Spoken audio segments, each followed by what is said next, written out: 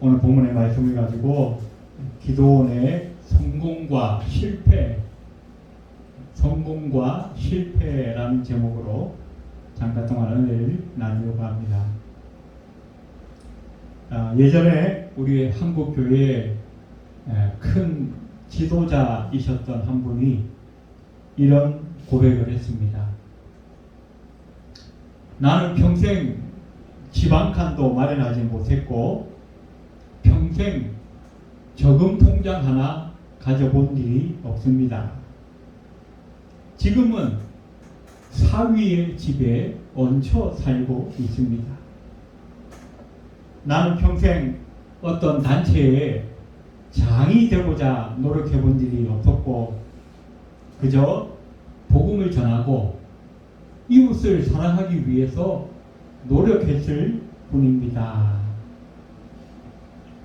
평생 집 한 칸 장만하지 못하고 통장 하나 가져보지 못했던 이 사람을 과연 성공한 사람이라고 할 수 있을까?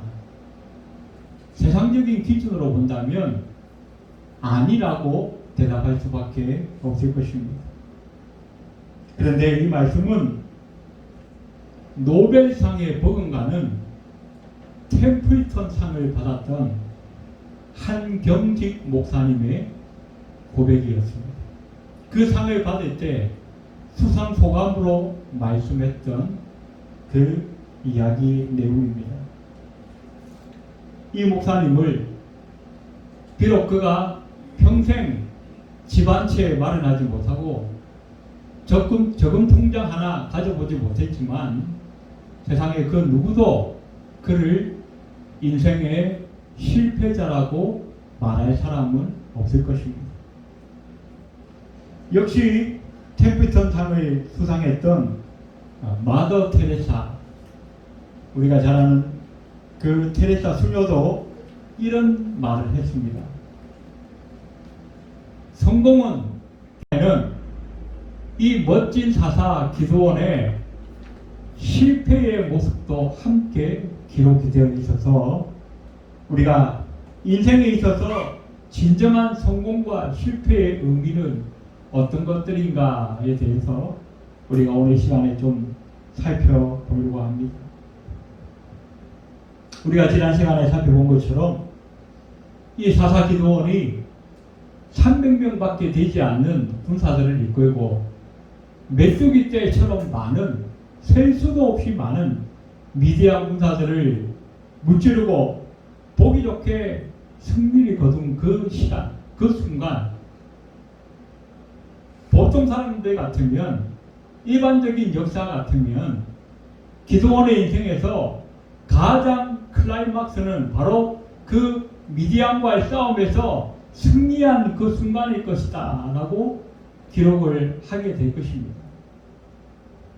그러나 성경적인 관점에서 본다면 그리고 오늘 우리는 이 본문을 통해서 기도원이 더 멋지고 더 훌륭하고 더 아름다운 참으로 인생의 클라이막스를 찍은 그 장면을 오늘 우리는 본문에서 보게 되는 것입니다.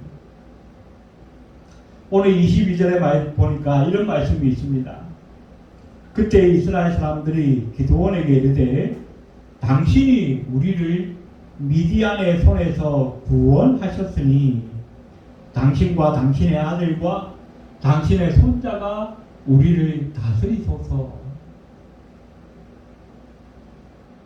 오랜 기간 동안 미디안의 압제하에서 고통받는 그 이스라엘 백성들을 구원하여 냈으니 얼마나 놀랍고 대단한 일입니까? 얼마나 멋지고 아름다운 일입니까? 미디안을 쳐부수고 한순간에 이스라엘 역사의 최고의 지도자로 최고의 스타로 급부상한 기드온의 모습을 오늘 성경은 비춰주고 있습니다. 이스라엘 백성들이 말합니다. 당신과 당신의 자손 대대로 우리를 다스리소서.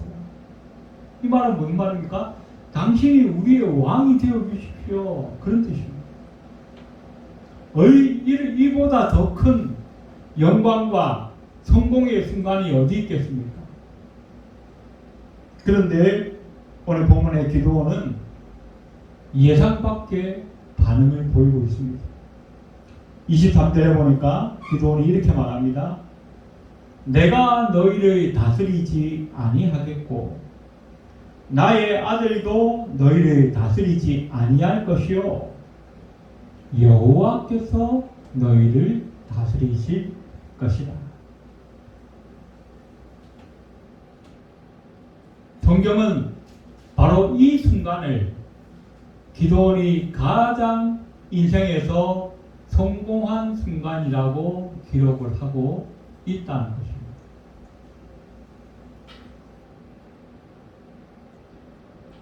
왜 그렇습니까?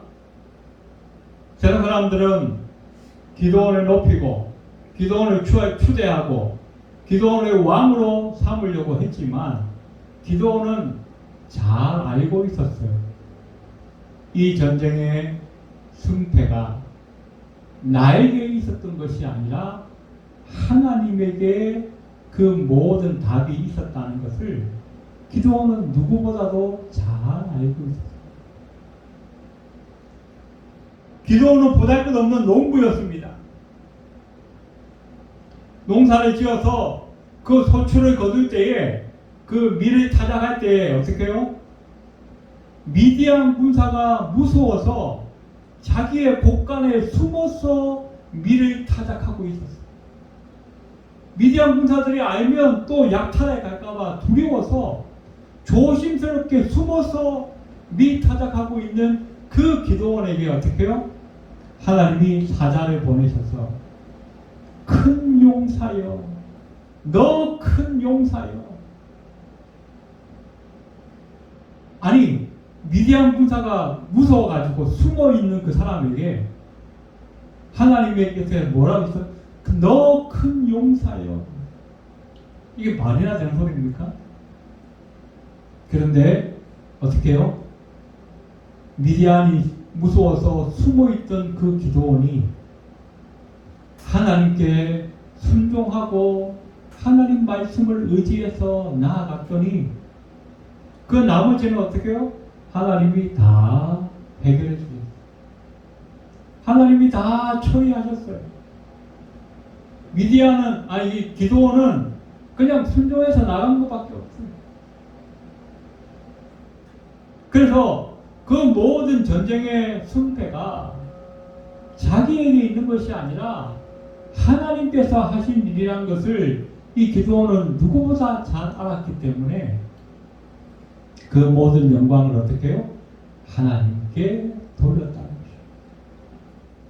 자기 분수를 알고 하나님 앞에서 자기의 나약함을 알고 겸손할 줄 아는 사람, 그 사람이 진정으로 인생의 성공자가 될 수 있다는 것을 성경은 우리에게 말씀해 주고 있다는 것입니다. 오늘 본문의 이 기도원의 모습을 통해서 우리는 두 가지 교훈을 배우게 되는데, 첫 번째는 이 기도원이 전쟁에 승리했다는 것을 빌미로 세워서 자기의 개인적인 욕망을 채우려고 하지 않았다는 것입니다. 아니 이것보다 더 좋은 기회가 어디 있습니까? 이것보다 더 자기 이름을 떨치고 출세하고 성공하고 호의 없이 가면서 자기의 이름의 그 권세를 드높일 수 있는 이런 기회가 더 어디 있겠습니까? 모든 백성들이 와서 자기 앞에 엎드려서 우리의 왕이 되어 주십시오라고 간청하고 있는데 못 이기는 체하고 목에 힘주고 거들먹거리면서 얼마든지 자기의 개인적인 욕망을 채울 수 있는 그런 기회가 지금 눈앞에 왔다는 거예요.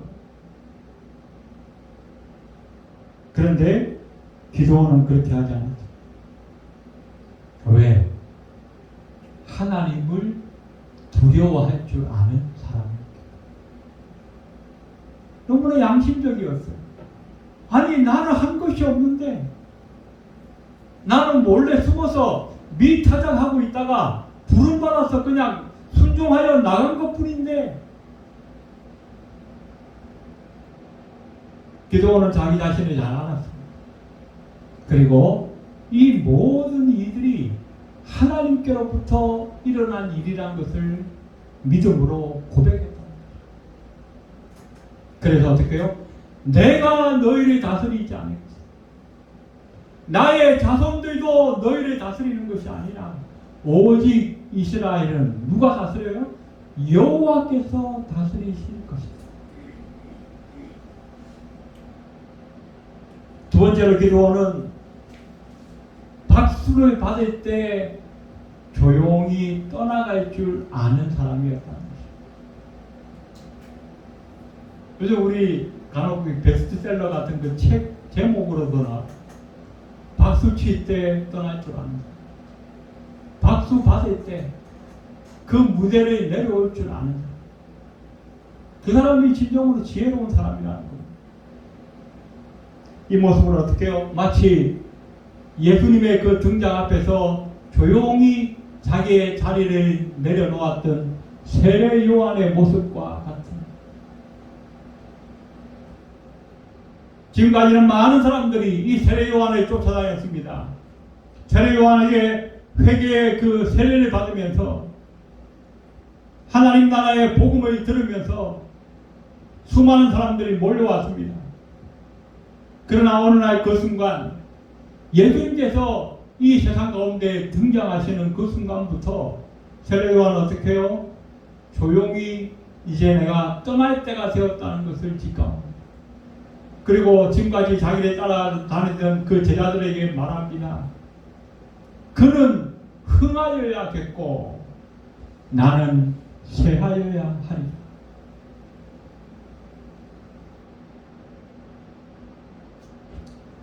우리가 사도행전에 보면 멋진 박수 받을 때 떠날 줄 알았던 멋진 한 사람이 또 나타납니다. 그 사람의 이름은 바나바였습니다.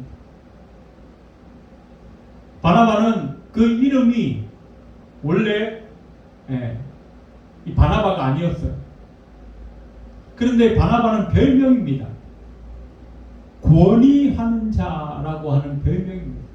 얼마나 권면을 잘하고 얼마나 위로를 잘하는지 그 사람이 자기의 이름을 놔두고 별명을 붙여줬는데 그 별명이 더 유명해진 사람입니다.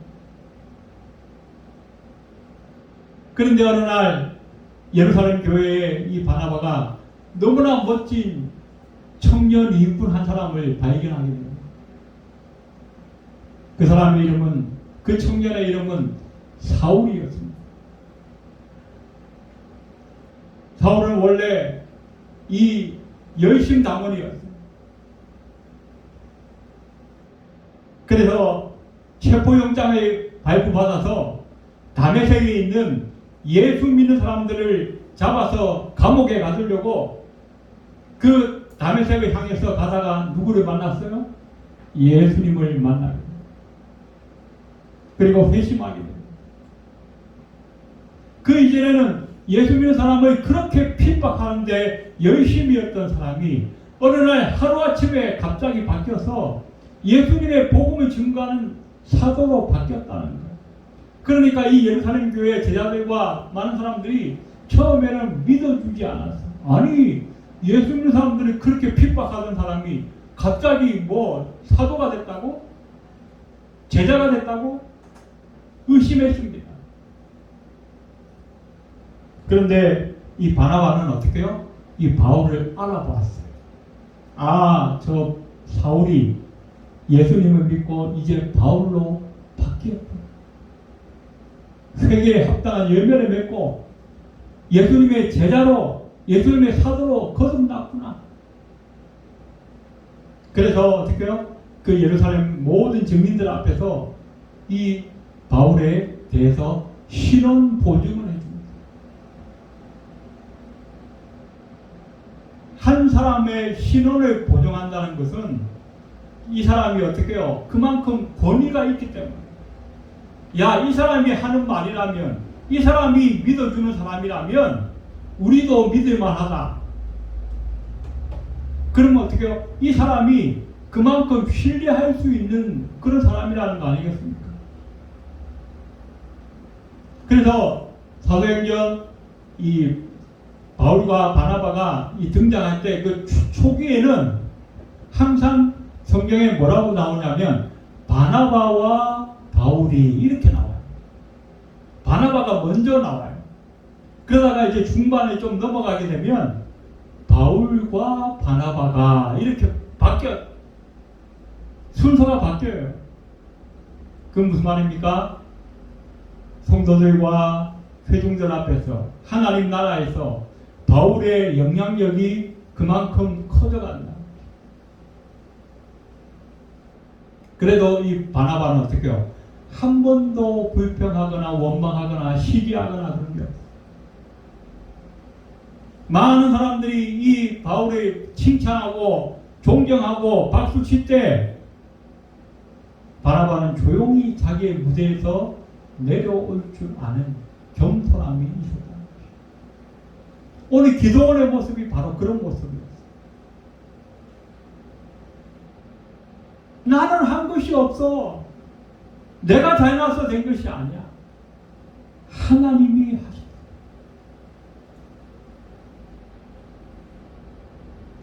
인생의 참된 성공, 특별히 우리 그리스도인들에게서 진정한 성공의 모습은 내가 드러나는 것이 아니야. 내가 지배하고, 내가 소유하고, 내가 권세를 장악하고, 많은 사람들에게 박수받고 칭찬받고, 그게 성공이 아니라. 우리 그리스도인들의 진정한 성공은 무엇인가? 내가 얼마나 섬기는 자리에 내려갈 수 있는가? 나로 인해서 얼마나 많은 사람들이 섬김을 받고 있는가?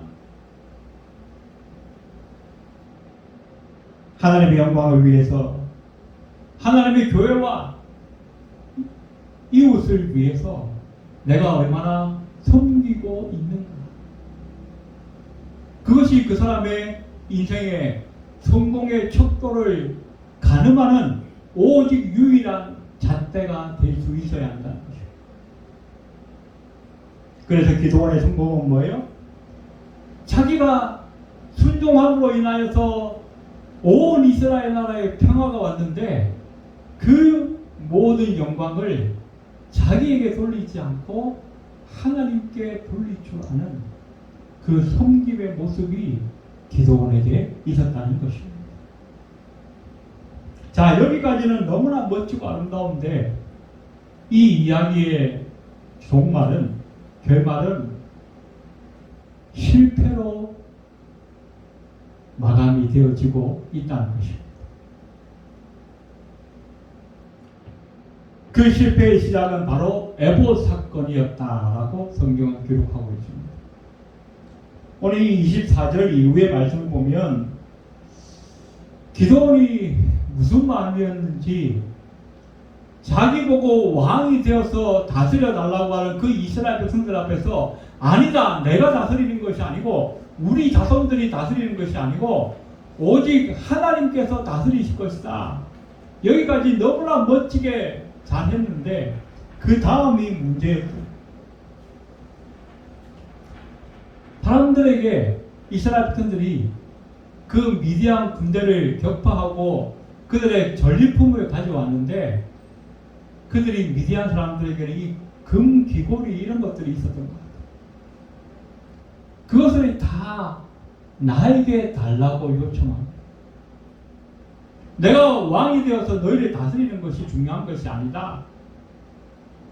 우리를 다스리실 분은 오직 하나님이시다. 그런데 내가 한 가지 부탁할 것이 있다. 아니, 왕이 되기를 거절한 그 기도원에게 들어주지 못할 부탁이 뭐가 있겠습니까?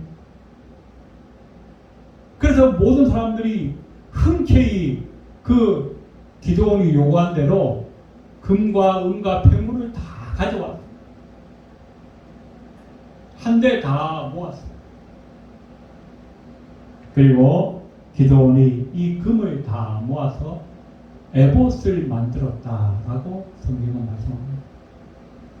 우리가 예전에 출애굽기 공부할 때 그때 살펴봤지만 이 에봇이라고 하는 것은 제사장이 이 겉옷 안에 이 가슴 부분에 받쳐 있는 옷입니다. 이 옷에는 주머니가 두 개가 있어서 우림과 둠밈이라고 하는 돌을 두 개를 넣는데 그걸로 하나님의 뜻을 물어보는 도구로 사용한 기록이 있습니다. 그래서 이스라엘 백성들을 대표했던 제사장들이 하나님의 뜻을 구할 때 이 애복새에 있는 우림과 둠밈이라고 하는 그 두 돌을 사용하였다라고 성경은 기록을 하고 있고 또 많은 신학자들은 그렇게 추정을 하고 있습니다. 그래서 이 에봇을 통하여서 하나님의 뜻을 구하는 아주 신성한 그런 그 도구였죠. 그런데 기드온이 바로 이 에봇을 만든 것입니다. 기드온은 이 미디안의 전쟁을 통해서 자기의 지약이나 자기의 용맹이나 자기의 어떤 지혜로 이 전쟁을 이긴 것이 아니라고 하는 것을 누구보다도 잘 알고 있는 사람. 그래서 하나님의 지혜로 하나님의 지략으로 어쩌면 이 전쟁을 하는 그 와중에도 하나님의 어떤 그 응답과 그 역사를 체험하는 그런 시간들이 있었을 것입니다. 또 이 전쟁뿐만 아니라 기드온은 평소에 그의 삶 가운데서도 하나님을 늘 의지하는 그런 믿음과 신앙이 있었기 때문에 앞으로 자기의 그 이후의 삶 가운데서도 이스라엘 백성들이 이 에봇을 통해서 하나님의 뜻을 구하며 살아가는 그런 삶을 살기를 기드온이 원했을 거라는 것입니다. 그런데 문제는 이 기드온이 에봇을 만들었다는 그 자체에 있기보다는 그 에봇을 만들기 위한 그 순수한 동기, 자기처럼 이스라엘 백성들도 하나님의 뜻을 구하고 모든 삶에 있어서 하나님의 뜻을 구하면서 하나님께서 주시는 지혜로 살기를 원하는 그 교훈을 이 기드온이 이스라엘 백성들에게 좀 더 효과적으로 전달하지를 못했다는 거죠. 그래서 어떤 상징을 만들기는 했는데 그 상징에 담긴 그 교훈을 제대로 전달하지 못하다 보니까 결국 이 상징이 나중에는 우상으로 전락할 수밖에 없었다는 것이죠. 우리가 신앙생활을 할 때도 마찬가지입니다. 형식이 중요하지만 그 형식이 제대로 내용을 갖추지 못하고 다른 사람에게 전달되게 되면 내용은 싹 빠져버리고 형식만 남아서 나중에는 어떻게 해요? 우상 숭배가 되어질 수 있다는 것이죠. 그래서 어떤 형식과 어떤 우상, 어떤 그 상징, 어떤 기념물 이런 것들을 만들 때는 굉장히 조심할 필요가 있고 또 만들었으면 반드시 그 상징이나 기념물에 담긴 그 교훈을 충분히 전달하고 표현해서 그 상징과 기념물이 우상이 되지 않도록 철저히 주의해야 한다는 것입니다. 아까 우리가 살펴본 것처럼 이 기드온이 어떻게 해요? 왕이 되어 달라고 하는 그 부탁 앞에서 오직 이스라엘을 다스리는 분은 여호와 한 분이시라고 말했습니다. 내 아들도 내 손자도 너희를 다스릴 것이 아니다 그랬습니다. 그런데 불과 얼마 되지 않아서 이 기드온의 그 다음 아비멜렉의 세대로 가게 되면 기드온의 아들이 아비멜렉인데 오늘 우리가 읽었던 그 8장 다음에 9장에 가서 보시면 너무나 엉뚱한 이야기들이 나옵니다. 9장 6절에 보면 세계 모든 사람과 밀로 모든 족속이 모여가서 세겜에 있는 기둥 상수리 나무 아래서 아비멜렉으로 왕을 삼은다. 기드온의 아들이 바로 아비멜렉인데 기드온은 호언장담을 했죠. 절대로 나나 우리 자손들이 너희를 다스리는 왕이 되는 것이 아니라 여호와께서 너희를 다스리실 것이다. 그런데 그 아비멜렉은 이 아버지의 뜻을 그대로 이어받지 못했다.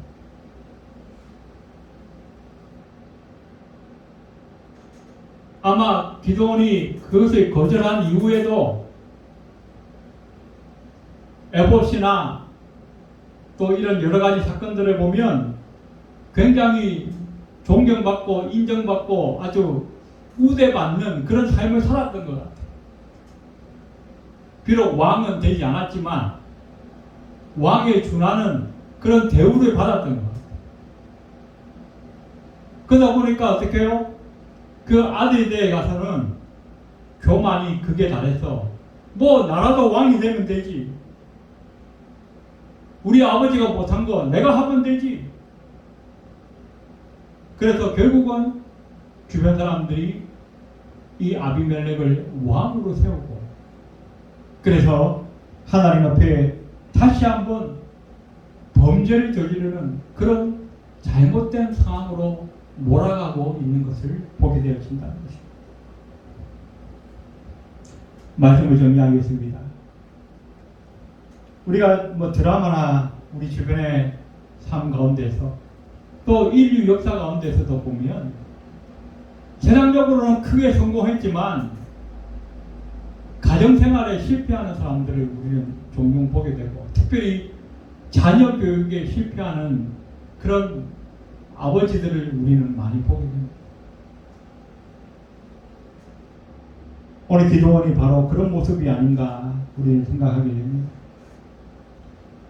한 나라와 민족을 구원하는 멋진 사사로 쓰임받았고 아름다운 믿음의 고백으로 하나님 앞에 인정받는 사사였지만 그의 가정의 삶에는 그리고 자녀 교육에는 결국 실패할 수밖에 없었던 기도원의 모습을 성경은 우리 가운데 보여주고 있다는 것입니다.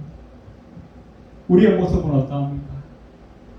세상에서 성공하고 나 자신이 나 혼자 믿음 생활 잘해서 하나님 앞에 인정받는 것은 중요한 일이지만 우리가 우리의 가정과 우리 자녀들에게 과연 어느 만큼 믿음의 본을 보이면서 살아가고 있는지 우리는 돌아볼 필요가 있습니다. 내가 하나님 앞에 소중하다고 여기는 그 가치들을 우리 자녀들에게 동일하게 심어주고 계승해주고 가르쳐주고 지키게 하고 있지 않다면 우리는 결국 오늘 이 기도처럼 실패하는 모습으로 끝날 수밖에 없다는 사실을 우리는 기억해야 합니다. 그래서 오늘 이 기도원의 성공과 실패를 우리가 조명해 보면서 우리의 삶 가운데 기도원처럼 멋진 삶과 신앙과 신앙의 고백을 가지는 것도 중요하지만 이 믿음의 고백을 우리 자녀들에게도 물려줄 수 있는 우리 부모가 되기 위해서 더 기도하고 노력하고 또 우리의 자녀들을 믿음으로 잘 가르쳐서 우리 자손 대대로 여호와만을 섬기는 아름다운 가정이 되어질 수 있기를 주의 이름으로 축원드립니다. 기도드리겠습니다.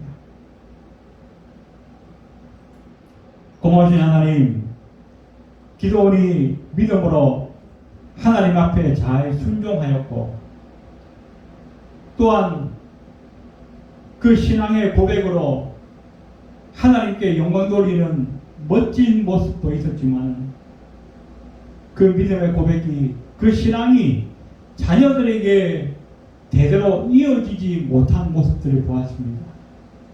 결국 그것은 기도원의 인생의 성공과 실패,